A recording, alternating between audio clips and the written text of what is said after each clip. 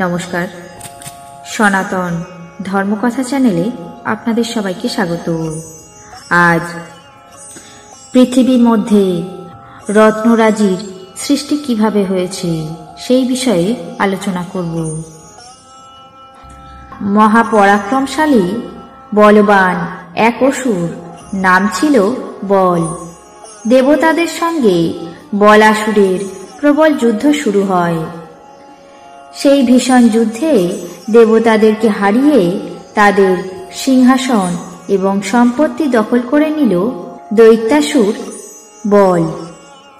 যাতে দানব হলেও অসুর বল তার প্রবল ধর্মে ছিল জ্ঞান এবং ভক্তি। কোনো ধর্মপরায়ণ ব্যক্তি তার কাছে গিয়ে সাহায্য প্রার্থনা করলে সেই অসুর কাউকে বিমুখ করে ফিরিয়ে দিত না। দেবতারা সকলেই স্বর্গচ্যুত হয়ে কিভাবে ঋত সিংহাসন এবং স্বর্গরাজ্য লাভ করা যায় তাই নিয়ে আলাপ আলোচনা করতে লাগল। নানা জল্পনা কল্পনার মাধ্যমে অনেক তর্ক বিতর্কের পর স্থির করা হলো অসুর বলের কাছে তারই প্রাণ ভিক্ষা চাইবে। তারপর দেবতারা সদল বলে অসুরের কাছে এসে দাঁড়ালেন। অসুর বল তাদের দেখে অত্যন্ত প্রসন্ন হয়ে উৎফুল্ল চিত্তে জানতে চাইলেন, হে দেবগণ, বলুন কি কারণে আপনারা আমার কাছে এসেছেন।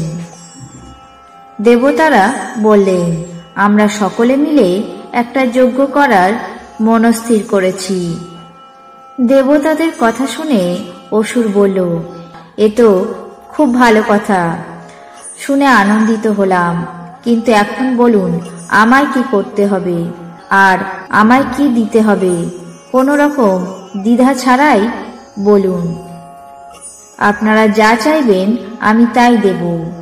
অসুর বলের এমন কথা শুনে দেবতারা একটু সাহস পেয়ে বললেন, হে অসুররাজ, আপনি কিছু মনে করবেন না, একটা জিনিস চাই। আসলে যজ্ঞের সমস্ত কিছুই জোগাড় করে ফেলেছি, কেবলমাত্র একটি জিনিস বাকি আছে, তা আপনি ছাড়া কেউ দিতে পারবে না, তাই আমরা আপনার কাছে এসেছি।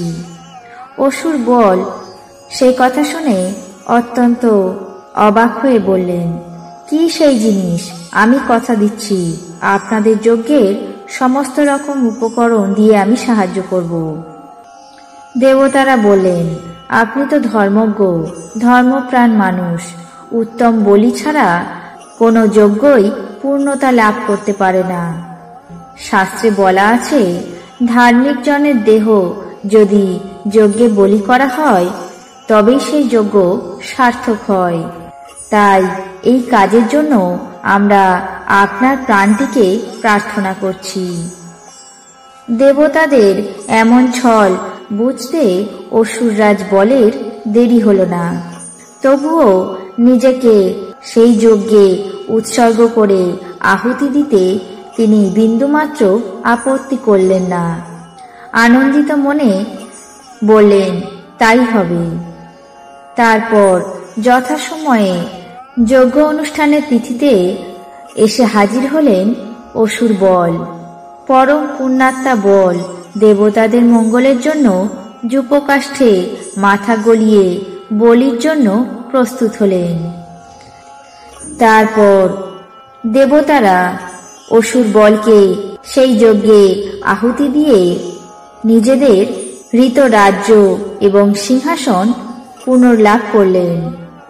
তারপর অসুর বল নিজের দেহ যজ্ঞভূমিতে দান করার পরে বৈকুণ্ঠ ধামে যাত্রা করলেন। পড়ে রইল তার দেহ।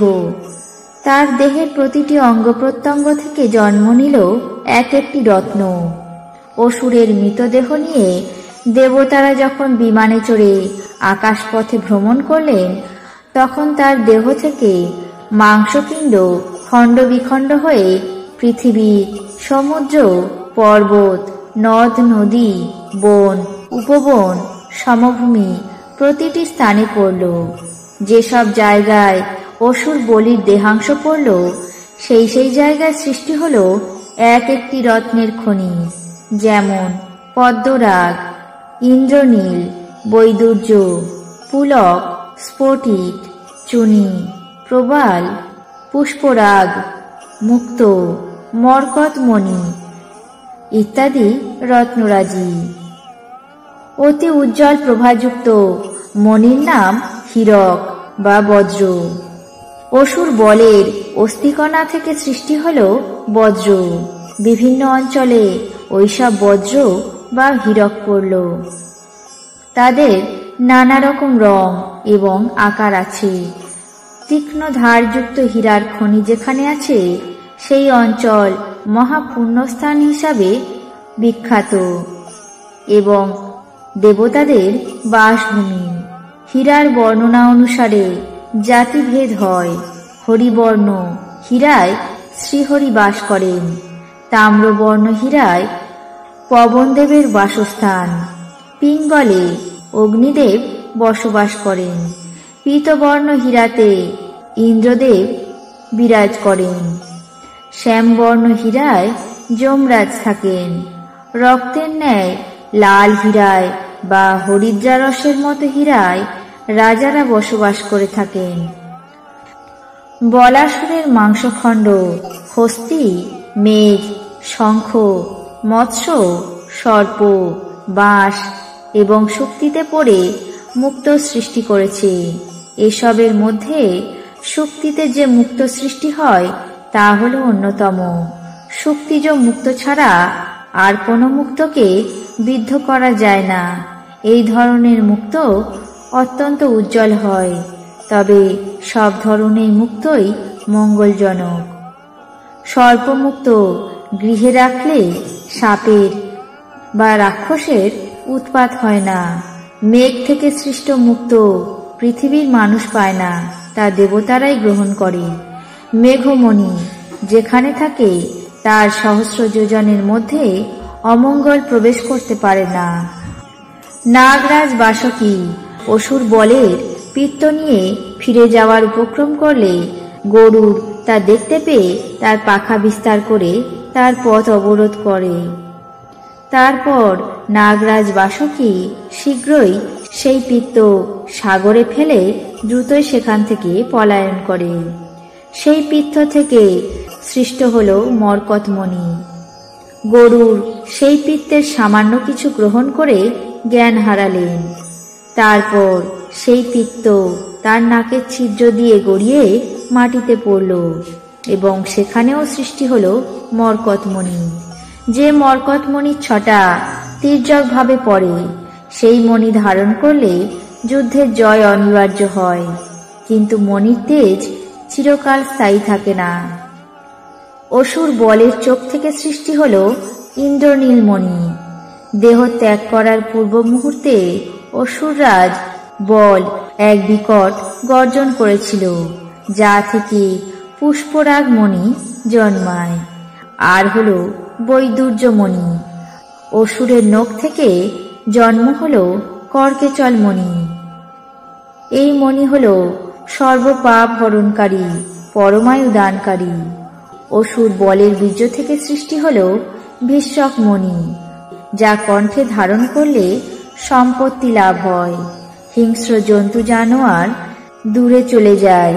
এই মণি ধারণ করে পিতৃতর্পণ করলে পিতার কুল বহু বর্ষ তৃপ্তি লাভ করে।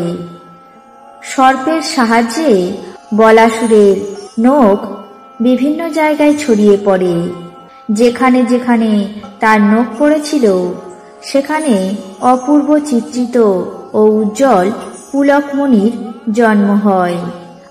ওই মণি অত্যন্ত মঙ্গল এবং শুভ বুদ্ধিদায়ক। অসুরের রূপ জন্ম দিল ইন্দ্রগোপমণি, যা নর্মদা প্রদেশে পড়েছিল। বলাসুরের মেদ নিয়ে গেলেন হলধর রাম, যা থেকে সৃষ্টি হল স্ফটিক, যাকে মহামণি বলা হয়। বলাসুরের অন্ত্র থেকে সৃষ্টি হল বিদ্রুমমণি। এই মণি ধারণ করলে ধনশালী হওয়া যায়। এই ছিল পৃথিবীর সকল রত্নরাজির সৃষ্টির উৎস, সেই বিষয়ে আলোচনা। আপনাদের কেমন লাগলো তা অবশ্যই কমেন্ট বক্সে জানাবেন। চ্যানেলটিকে সাবস্ক্রাইব করবেন, লাইক করবেন, শেয়ার করবেন। ধন্যবাদ।